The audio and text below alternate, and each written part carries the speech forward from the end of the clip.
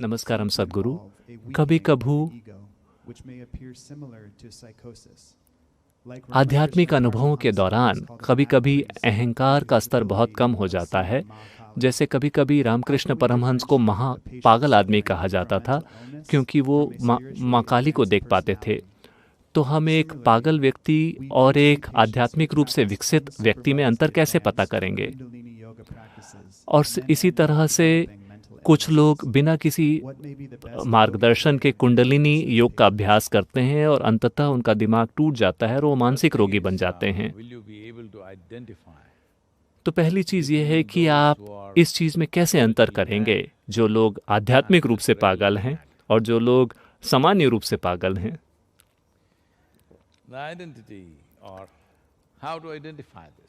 तो इसकी पहचान कैसे की जाए? नैमहंस इंस्टीट्यूट दुनिया में एक प्रमुख संस्था है जो कि बेंगलोर में है, और मुझे पता है कि उन्होंने बहुत सारा काम किया है मानसिक स्वास्थ्य के लिए। मुझे लगता है कि शायद लाखों लोगों के लिए ये एक प्रमुख संस्था है, कम से कम दक्षिण भारत में। तो कैसे पहचाना जाए और कैसे उनका इलाज किया जाए? वो लोग जो आध्यात्मिक रूप से पागल हैं, उन्हें किसी इलाज की ज़रूरत नहीं है। उन्हें एक वैसा वातावरण चाहिए जहां वो अपने पागलपन को थोड़ा स्थापित कर सकें। अभी शायद उनका पागलपन थोड़ा हिला हुआ हो, उन्हें अपनी पागलपन में अच्छे से स्थापित होना होगा। चलिए इस शब्द पागलपन को समझते हैं। पागलपन का अर्थ है मूल रूप से कोई भी चीज जो, अगर कोई व्यक्ति कुछ ऐसी बात कहता है या कोई ऐसा काम करता है जो आपकी समझ में तार्किक रूप से ठीक नहीं है, तुरंत आप कहेंगे कि वो पागल है। तो कोई भी चीज जो आपकी समझ, जीवन के आपकी समझ में फिट नहीं होती, कोई भी ऐसी चीज जो आपकी तार्किक सीमाओं में फिट नहीं होती, वो पागलपन है आपकी समझ में।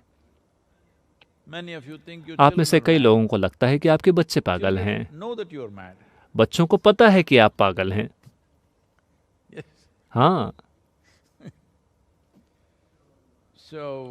तो आप पहचान कैसे करेंगे किसी ऐसे व्यक्ति को जो शायद आप अहंकार के विलीन होने की बात कर रहे हैं? ठीक है, अगर आप उस तरह से ही इसे देखना चाहें।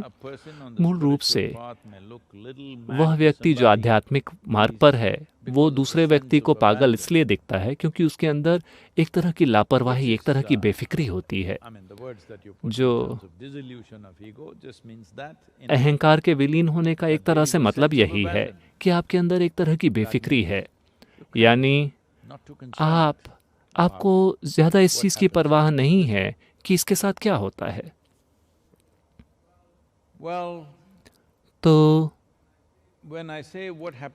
जब मैं कहता हूं कि इसके साथ क्या होता है, इस एक चीज के प्रति आप निश्चित हो सकते हैं कि जो लोग मानसिक रूप से बीमार हैं या वो लोग जो किसी तरह की नशे की दवा के प्रभाव में हैं, वो भी अपना तार्किक क्षमता खो बैठते हैं, लेकिन बहुत ही विनाशकारी तरीके से। यानी कि जब कोई व्यक्ति एलएसडी के नशे में होता है या जब कोई व्यक्ति मानसिक रूप से अव्यवस्थित होता है, वो बहुत आसानी से खुद को शारीरिक नुकसान पहुंचा सकते हैं। लेकिन वह व्यक्ति जो आध्यात्मिक रूप से पागल है, वो कभी भी खुद को शारीरिक रूप से नुकसान नहीं पहुंचाएगा। मैं कह रहा हूं कि वो स्मार्ट तरीके से पागल हैं। वो केवल मानसिक संरचना को तोड़ रहे हैं। उन्हें साफ साफ पता है कि शारीरिक संरचना को तोड़ा नहीं जा सकता, क्योंकि अगर आप उसे तोड़ते हैं तो आप उसे वापस जोड़ नहीं पाएंगे। लेकिन वह व्यक्ति जो मानसिक रूप से विक्षिप्त है, उसे यह नहीं पता। वह व्यक्ति जो नशीले पदार्थों के प्रभाव में है, उसे यह नहीं पता। वो शारीरिक रूप से खुद को नुकसान पहुंचा सकते हैं। कहने का मतलब कि ऐसे कई केस हुए हैं जहां वे लोग जो नशे में हैं, शराब के या नशे के, या जो लोग पागल हैं, वो बिल्डिंगों से या ऊंची जगहों से कूद गए लेकिन वैसा कभी भी एक आध्यात्मिक रूप से पागल व्यक्ति के साथ नहीं होगा, क्योंकि उन्हें ये बात साफ साफ पता है कि जिस चीज़ को तोड़ने की ज़रूरत है वो है मानसिक संरचना। आप शारीरिक संरचना को नहीं तोड़ सकते, क्योंकि अगर आप इसे तोड़ते हैं तो आप इसे वापस जोड़ नहीं सकते। तो ये एक चिन्ह है। जब ऐसा कोई भी चिन्ह ना हो कि कोई व्यक्ति खुद को शारीरिक रूप से नुकसान पहुंचाना चाहता हो, तो ये एक चिन्ह है।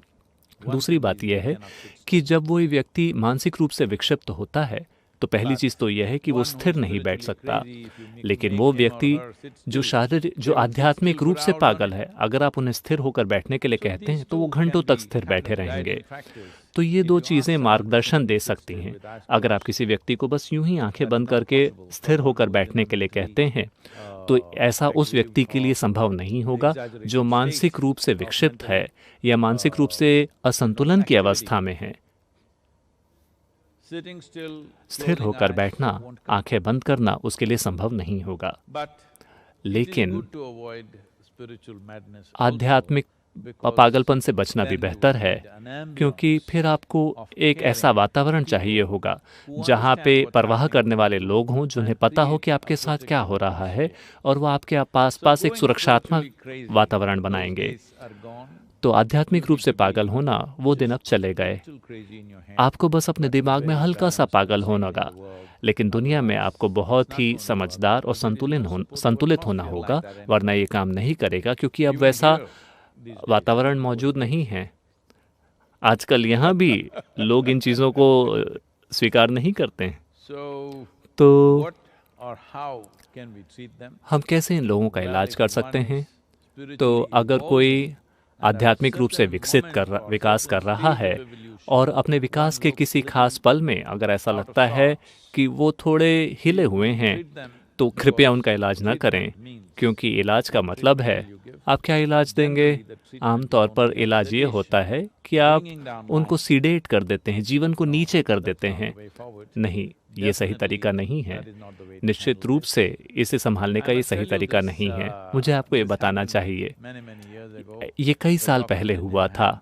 निमहैम्स के डॉक्टर, आपके काम के प्रति मैं पूरे आदर के साथ ये कह रहा हूँ, क्योंकि मुझे पता है कि आपने कितने जीवनों को रूपांतरित किया है और कितने जीवनों को आपने पूरी तरह से खराब होने से बचाया है। तो एक जवान लड़का था बेंगलोर में, और वो केवल शायद 17 साल का था उस समय। वो मानसिक रूप से असंतुलित हो गया और उसे आपके संस्था में दाखिल किया गया। मैं बात कर रहा हूँ 70 के दशक की। उसे आपके संस्था में दाखिल कराया गया, मुझे याद नहीं, शायद 2 या 3 हफ्तों के लिए। फिर वो वापस आया, काफी सामान्य होकर, ठीक होकर, बस उतना पागल जितना कोई भी 17 साल का लड़का होना चाहिए। लेकिन वहाँ के जो स्थानीय लड़के थे वो उसे छोड़ते नहीं थे। वो कहते रहे, अरे तुम निमहैम्स होके आए, तुम पागल हो। क्योंकि कर्नाटक में आमतौर पर जिन लोगों को निमहैम्स के बारे में पता है, अगर वो किसी का अपमान करना चाहते हैं, वो लोग कहते हैं, अरे ये निमहैम्स का केस है, इसका मतलब है कि ये पागल हो गया है। तो वो इस लड़के को परेशान करते रहे कि तुम निमहैम्स में गए थे, तुम पागल हो। तो एक दिन ये लड़का आया, मुझे पता नहीं कि उसके पास सच में वो सर्टिफिकेट था कि उसने खुद ही लिखा।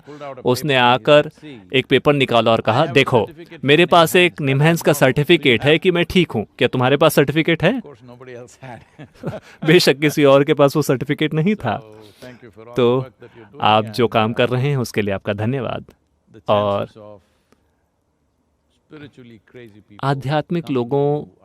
आध्यात्मिक रूप से पागल लोगों के आपके पास आने की संभावना बहुत कम है, जब तक कि एक बहुत ही ज़्यादा अग्रेसिव और उनके आसपास ऐसा वातावरण ही नहीं है कि जहां वो रह सकें और कोई पकड़कर उनके पास ले आ पाए, क्योंकि खुद से वो आपके पास नहीं आएंगे, क्योंकि उनको इससे कोई दुख नहीं हो रहा है। लेकिन हो सकता है कि दूसरी तरह के लोग आपके पास आएं, ऐसे लोग जिन्होंने गैर जिम्मेदाराना तरीके से आध्यात्मिक अभ्यास किए, उदाहरण के लिए एक किताब पढ़कर या किसी और से आधे अधूरे निर्देश पाकर उन्होंने अपनी खुद की चीज़ें की और वो पागल हो गए। वो पागल हैं। देखिए, पागल होने के कई तरीके होते हैं। हर इंसान के पास हर दिन सैकड़ों ऐसे मौके आते हैं कि वो अपने मानसिक संरचना को तोड़ दें और पागल हो जाएं।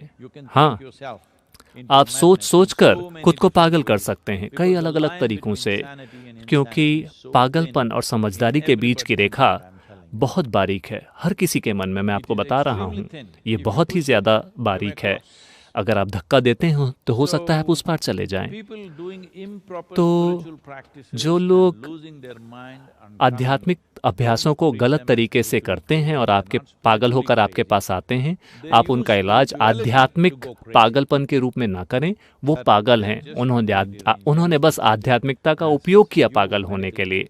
आप उनका इलाज उसी तरीके से करें जिस तरीके से मेडिकल साइंस के आधार पर आपको लगता है कि उनके असंतुलन के लिए क्या सबसे अच्छा इलाज होगा।